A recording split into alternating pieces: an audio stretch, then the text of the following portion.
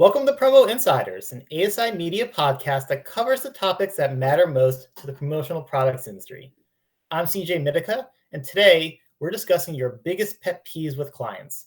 I'm joined by Amy Clyne, an industry veteran of 25 plus years and an authorized dealer with Kaeser Blair, to go over the biggest issues based on responses by our listeners and discuss the ideas and solutions that will lead to more productive client interactions. So, Amy, thank you again for joining us today. Just said you've been in the industry over 25 years now. Is it fair to say that you've seen it all, or you've seen most of it? I don't think you can ever see it all. I think something new happens every day, but I've seen my fair share. So there's not a whole lot of things that surprise me anymore. Oh, good. So we're glad to have your experienced voice and your insights here today. Like I said, we're discussing distributor pet peeves with clients, and here's how it's going to work. So a couple weeks ago, we emailed our listeners, our readers, and asked them a simple question: what's your number one pet peeve with clients? You let us know. They sent a lot of responses, and it definitely fell into a few common topics and few common issues, and those are the ones that we're going to be discussing today. So throughout this podcast, we're gonna go over the biggest issues. We're gonna read a couple of the responses that we got from our readers, and then Amy here is gonna talk about ways to deal with that, maybe some ideas, solutions, workarounds, and avenues just sort of to head those issues off and have better client interactions. And Amy, I'm curious. So before we get to those topics, what's your number one client pet peeve? And is it something we're going to discuss today, or is it something completely different?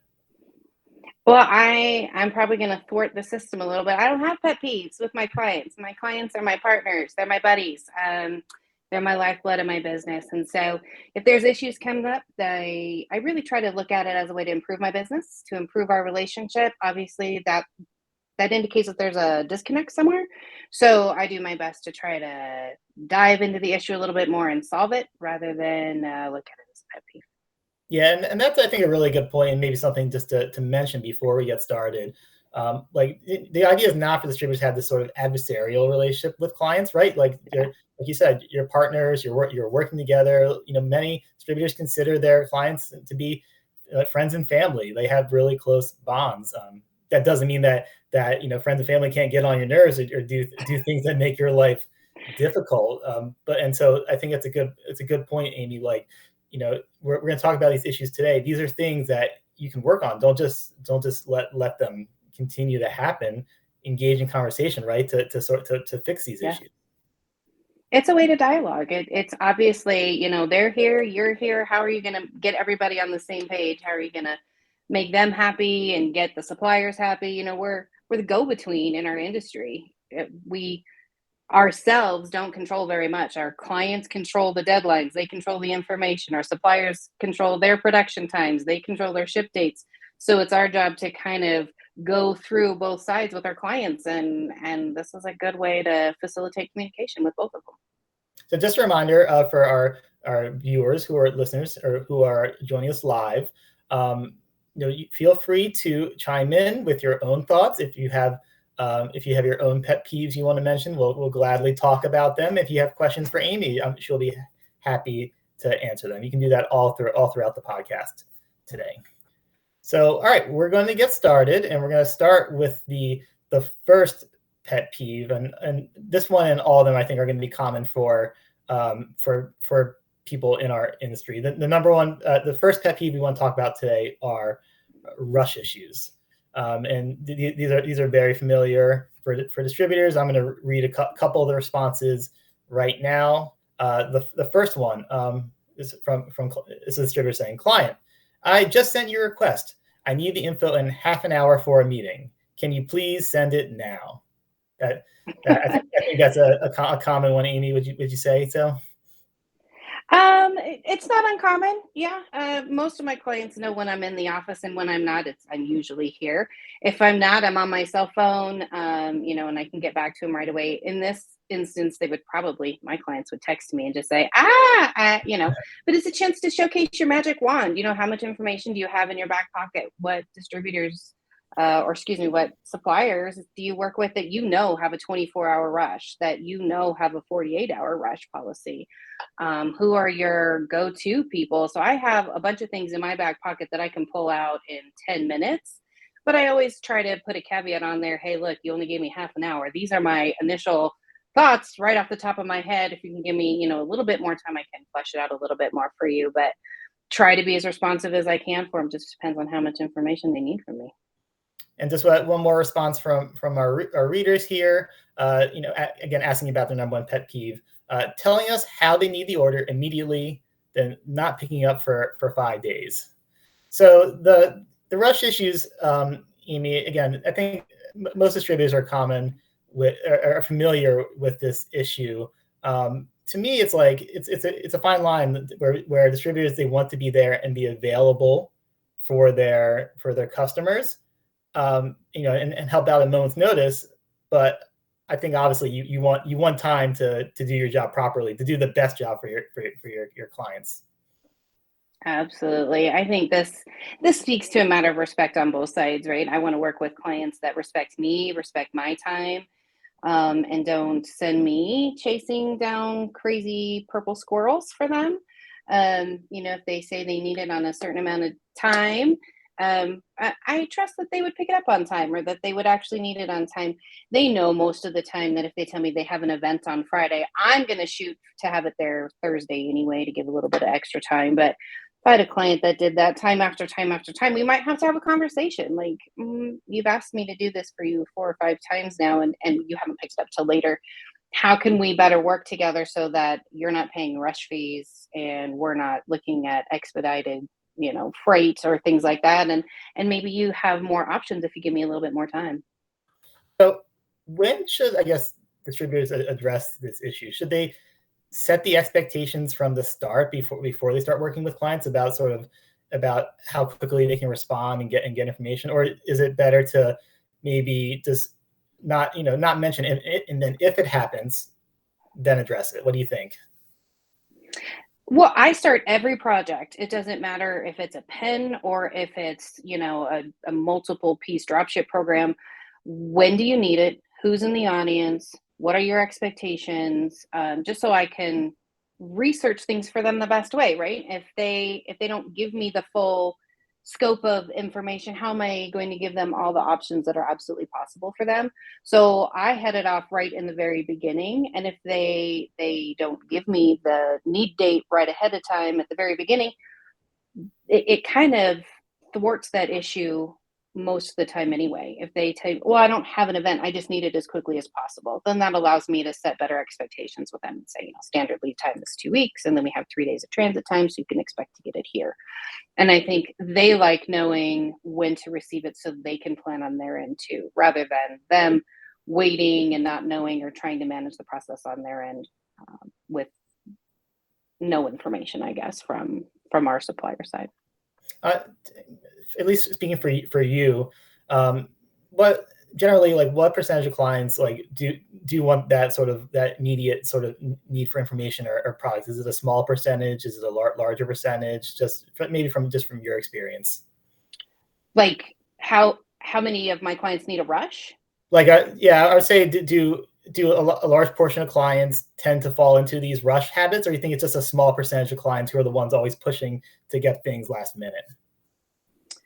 I have a couple clients that always push for a rush because they're event planners. And so, they're not event planners, but for their company, they plan these events. And so their salespeople in the field will just say, oh my gosh, I have an event next week and now I need swag. And so they're like, I told you to stop doing this, so they're frustrated with their sales team. So I try to help them a little bit more. And if it comes up a lot, I try to come up with strategies for them. Like, okay, Joe out in the field is going to not give you enough time. Should we set aside like 1 box of pens and a box of journals so he has something right away, so you're not paying rush fees? Is there something that you commonly order for these events and things like that we can work on to mitigate this? Once they pay those freight fees a couple times, they generally on their own want to be a little bit more proactive and give me more time. Yeah. And last question just about on this subject. Have you seen a change at all in the past couple of years with supply chain issues and just inventory like availability being hit or miss, has that changed at all? This push for rush that I think was very prevalent prior to all this. Yeah. I think pre-pandemic, I got a lot more requests actually for rushes. People just expected it. It became the norm. My magic wand had so much juice. They were just like, Amy can always make it happen. It's fine.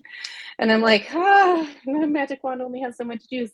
But then when the pandemic happened and inventory became quite an issue for a lot of our supplier partners, I strategized with my clients and they saw the benefit of pre-planning and getting those things ahead of time. And so we would do annual or even quarterly meetings to discuss events they had or initiatives coming up, and then plan a little bit further in advance so their money went farther. Now that inventory is back in stock and things are actually moving a little bit better, I think for the last year or two, I'm seeing a little bit more rush requests again because they know the stock's there. But I think the economy right now is a little bit tighter, so people are watching that dollar a little bit more. I make sure that I include a freight quote and a response date that's based on too, so they know if they don't get back to me today, if we get the order tomorrow, we may have to ship UPS 3-day, which means that freight's going to go up. My costs don't go up, but the freight goes up, so that usually gets them to get back to me too, which I know was somebody else's pet peeve about clients not getting back to you. Well, and I think actually that's the very next one, I believe. So that was a really good segue. So the second pet peeve we're going to discuss is clients being unresponsive. This one definitely bothers people. So here's the first response. It goes, whether it's a rush order they need one answer to, or just a simple proof, the customer being non-responsive is a pain in the neck.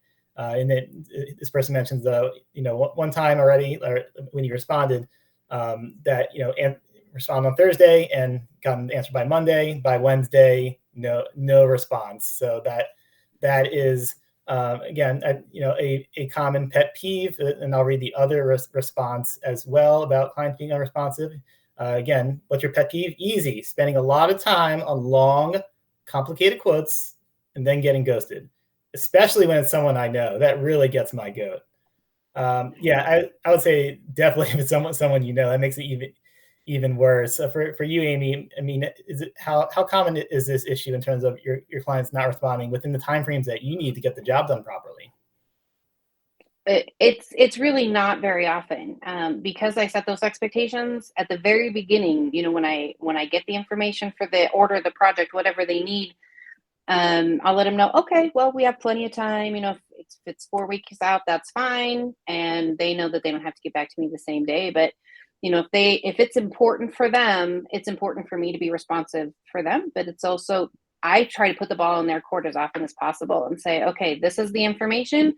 This is when I need an answer back from you. If we get an answer back tomorrow, it moves the ship date out, and I kind of lay it out for them so they have all the information on their side. And sometimes every once in a while I have a client that doesn't get back to me, and that's okay. We just work on the next one together. I try not to take it too personal. I don't know what's happening on their end. Maybe they're having staff issues, maybe they have something come up with the CEO that I didn't know about, maybe they had a directional change. I want to be their partner, not their pesky nitpicker out there bugging them. But they do know that if they don't get back to me, there's nothing I can do. My hands are tied, but I do try to let them know that I'm here to be a partner for you and I want to go to work for you. Just let me know. Give me the nod. Give me an okay. Give me a text. Give me something. And then I'll keep the ball rolling for you. So I really like that idea of sort of laying out and explaining, what happens if the client doesn't respond in time. This will happen with the ship date. This may happen with the cost or inventory, because I think then it lays out the consequences, right? I think clients will just assume, oh, whenever I get back, then the distributor will still be able to make it all happen in time. So I like that little added layer to it. Yeah, thanks. It's something I've learned over time, because you have to manage kids, you have to manage employees, you have to manage clients too, right? It's our job to make sure that the project gets done. And sometimes I don't think our clients realize what all our distributors, me and all my buddies out there, are doing for them on their behalf, because it's kind of like the duck, we're floating along, you see this smooth, calm thing, but underneath we're paddling, like nobody's business. So we don't often show them, how much we're doing behind the scenes. But I think showing them a little bit more what goes on underneath helps them help us be a better partner for them. So, and it also builds a stronger relationship over time. Yeah, and definitely with these first two pet peeves, and with a couple of the others as well, I think the broader theme is building as much time as possible, right? Because I feel like when you're cutting it close and like you're expecting all these things, all these dominoes to fall perfectly, it just gets magnified when there's not a lot of time. Is that pretty fair to say? Yes, it can get catastrophic for sure. I have plan A, B, and C almost all the time. If this one doesn't happen, then I'm going to go over here, or we may have to work on this. And I'm always kind of thinking, what may happen if this point isn't hit, or things like that. But when you've been doing it for that long, you have your good supplier partners. Oh, if I don't get that proof by 2 o'clock, I know this vendor isn't going to get it today. Understanding your vendor or supplier partners too is really important. I don't want to be a bee in their bonnet, but sometimes I'm going to have to be like, I need this proof right away. Otherwise, I know you're not going to ship it on time. Yeah, definitely aligning yourself with the right vendors is crucial. I think actually it does tie into this next pet peeve that we're going to talk about, and that's clients beating up distributors on price. A common refrain. So here's a couple of responses again from our readers. Number one client pet peeve: we spend a lot of time proposing and coming up with ideas, and then at the end, it's all about the pricing, comparing with online vendors. Yes, it's always the online vendors with their dirt cheap products that are being blamed. Let's move on to the next response here. This is a long one, so I'll summarize. My boss has been delivering orders to some customers for over 25 years, and they refuse to pay for shipping. So my boss goes out of his way to deliver and save them thousands of dollars, but they don't appreciate it. They won't pay on time. They bully us for lower pricing, and they threaten to go elsewhere. This, more than the other things, burns me up. The price issue is definitely one that's mentioned a lot in our industry. It's always sort of presented as this price versus service and quality sort of things. Like you can't have all three. How do you approach it, Amy? Especially clients who do have a budget, who do want the best price possible. A couple of different ways. Sometimes I don't want to be my client's only vendor, because I think sometimes when they work with someone else, they realize how much I do for them. So price isn't so much of an issue for them, because they wind up spending more in freight, more, oh my gosh, it didn't arrive on time, now I look like a fool, or they had to pick something else. And every once in a while I'll get a new client that'll say, well, I can get it online for this price. I said, well, yes, you can.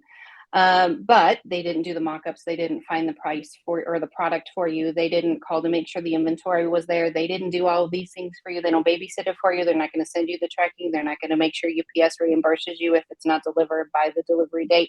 Like all these things that go into this that you're not paying anything extra for. You're just paying the list price that we see on the website there. So, and if somebody's going to constantly beat me up on price, they don't see the value that I bring to the table, and I may not be their best resource.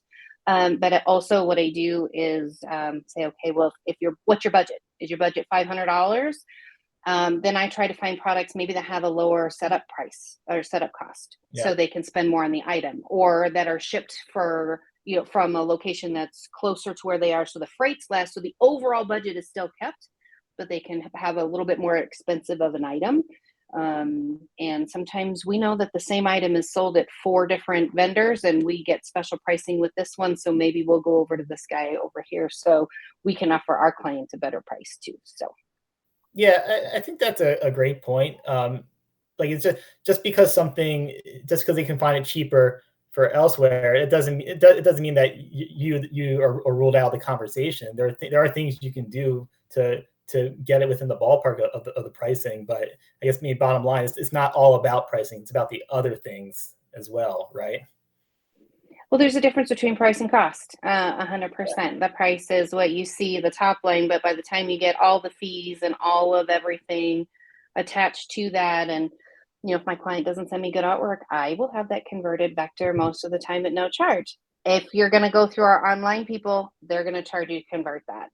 There's a lot of things that I add in that are value that you're not going to see a price tag for in your order. And over time, actually they learn to save money with me, and I get to know what they like. And if something goes on sale with one of my vendors, I immediately reach out and say, this one's on special this quarter. Do you need any more? And so they appreciate that as well. Yeah, I think value is a key word, right? People appreciate value. So even if it costs a little more, if they feel they're getting great value, they're going to be happy. Absolutely, 100%. All right, so we got our fourth pet peeve now. This one is, I think, similar to what we mentioned earlier. It's about the distributor's time being wasted. So I'll read a couple of responses here. First one, being in the business for over 25 years. This wasn't Amy, by the way, sending this. This was somebody. Not me. I didn't say it. So common. I often get frustrated when I invest time and effort into a potential customer who ultimately doesn't make a purchase or isn't serious about buying. And our next response here, again, asking for quotes on things they have no intention of buying. And for the distributor, it's like, why am I going through all this work if you're not going to buy it? I do think it's always assumption if the distributor doesn't get the sale, oh, they weren't really serious. But maybe that's not always the case, but it certainly is the case sometimes. Are there ways, Amy, for distributors to kind of vet that out beforehand? Like, are they really interested in this product? Why do they want this information? Are there things that distributors can do to help them on the front end of this problem? I work in good faith with my clients most of the time. I don't want to beat them up. If they ask me for a price on something, of course I'm going to give it to them. But if I have somebody that comes to me already with an item, they already have a quote, especially if they have a mock-up, that tells me we're either in a bid situation or they've created it online somewhere. And so I usually use that as a way to open up the conversation and say, I found this product that's really similar, that's less expensive, or this one is really close to the one you did before, and we don't have a setup with this company. I try to pivot it a little bit and make them talk to me a little bit more to really vet out what they're looking for, because sometimes they just will go on my website and look at 4 different items and they're pitching it to their boss. I don't know what's happening on their side, and the boss keeps saying no, no, no, because they don't come up with their idea. But now it's a good time for me to investigate a little bit more. The boss said, I need 5 items to give away at the trade show, and you've got Susie, who's brand new on the job. She doesn't know what they've given away at the last 5 trade shows, and she's giving her boss ideas, and they've completely ruled me out of the situation because Susie doesn't know that I'll find those for her. Now it's a good way to show her the value add that I have and show her additional items. And also I have an entire portfolio of items they've ordered from me before. So I'm able to bring them items that are a little bit more in line with what they've given away before. So I think sometimes you get a gut feeling about, maybe not the first time, but 2 or 3 times in a row, you get to know what they're asking for. And if they haven't bought the last 4 or 5 times, now it's time for me to ask why. Am I not bringing the right products to you? Is the price always wrong? Is the audience different? What is it that hasn't quite clicked on the last ones that we've done? And you'd be surprised how candid people will actually be for you if you're just, hey, look, I want to learn. I want to do better for you. Just tell me what I can do better next time. Yeah, that's a great point. We've always advocated for distributors to ask those questions, even after a successful sale. What can I do better? Because I think all that information is valuable. Are there other cases where, like, if the client's asking for 10 different products, is that a case of not knowing what they want, or like, is it just like what leads to that scenario where, like, they're not buying all these things, but they want to know about all these products? What does that trigger in your mind when you get that request? Well, I actually just had this not too long ago. I have a grand opening for for one of my customers, and they wanted quotes on, I want to say 5 or 6 different items, and I knew they were only going to pick one. But what they were doing was an analysis on their end on which one would be the best value, and they had a team. I was working with the office gal who's putting together the grand opening, and she has the office manager that she's working with, and she's also working with a team of salespeople, and each one wanted a vote. And so maybe, one person wanted item A, one person wanted item B, and they needed to have that conversation on their side and petition for each person had to petition for the item that they wanted, but they needed to have the hard facts to be able to have that conversation on their side. So yes, it was a little bit more work to quote 5 or 6 items versus the one that they ended up going with, but it really helped them make a decision. And so my clients know that they can ask me for all the information so they can make the best educated decision what they want on their side. So I can appreciate what they're looking for on that side.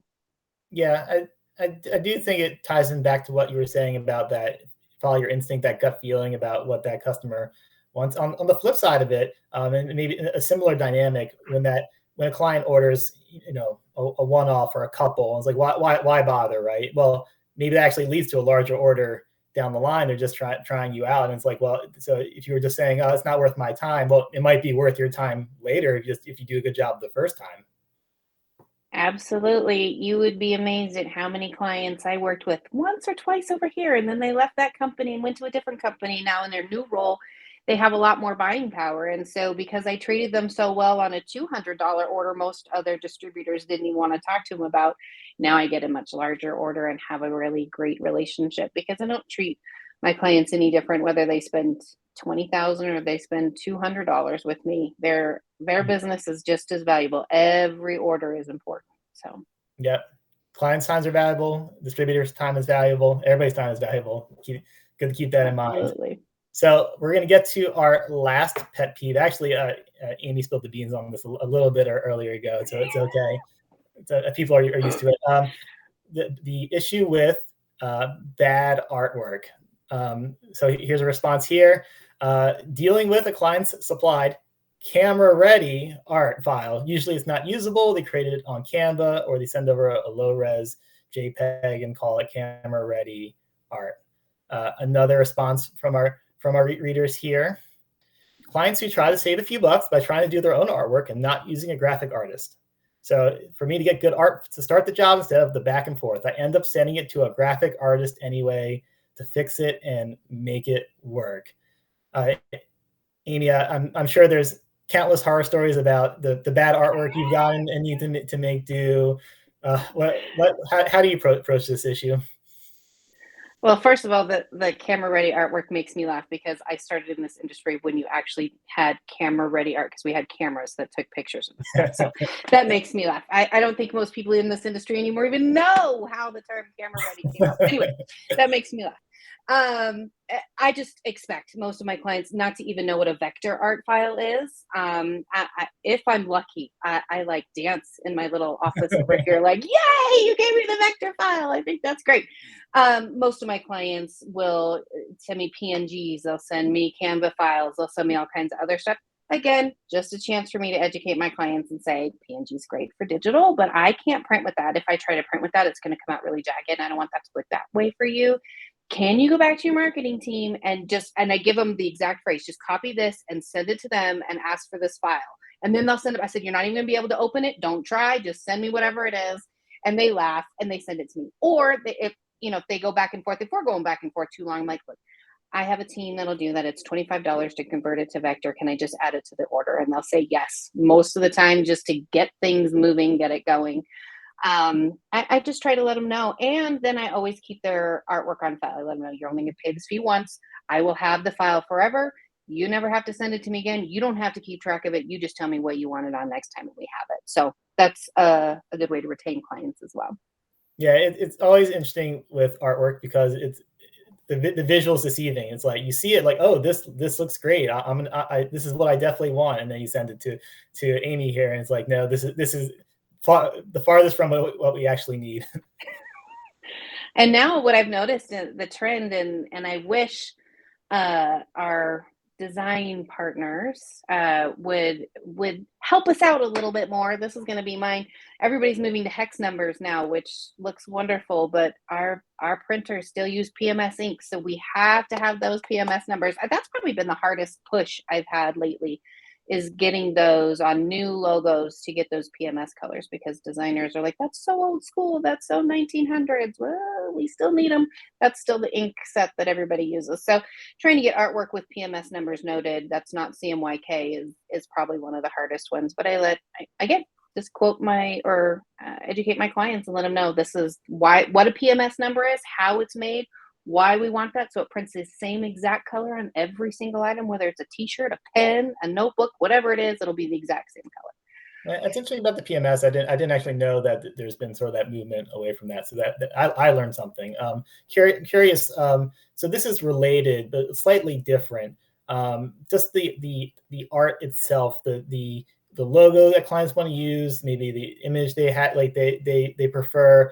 Do you have difficulty, having them move on from that if you think it's not the right look, not the right thing for their promos? Often when I'm looking for items in the beginning, I'll ask for the logo, or I'll go to a website and look at it and see if it's got gradients. Can we make it do a one color? Do I need to search out products that we can only print digitally? That has been wonderful from our supplier partners because so many of them can print digital now. So Yeah. it's not as restrictive as it used to be. That used to be a lot more prevalent. Client would fall in love with an item, and I'm like, you can't have it because you can't print it the way you want it. But we have a lot more options now, and I'm glad that our supplier partners have seen how important that is to our clients and have increased, more so than new product. I think new imprint methods the last 2 or 3 years, which has really opened the doors and solved a lot of this logo issue that we've seen in the past.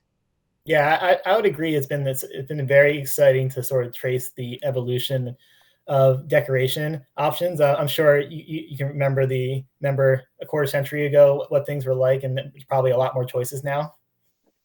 100. There's 1,000 more options out there now than there used to be. I'm trying to explain to my clients what the difference is between digital and sublimated and transfers and screen printed and pad printed. Their eyes start to cross. I'm like, see, that's why you have me. It's okay. I'll figure it all out for you. Well, thank you, Amy, for going over these all these different issues and pet peeves with us. Just do you have any parting words for our listeners and our viewers? I would just say try as much as possible to smile, to work through it. It's not the end of the world. Try to use it as a problem solving way and a way to open a conversation.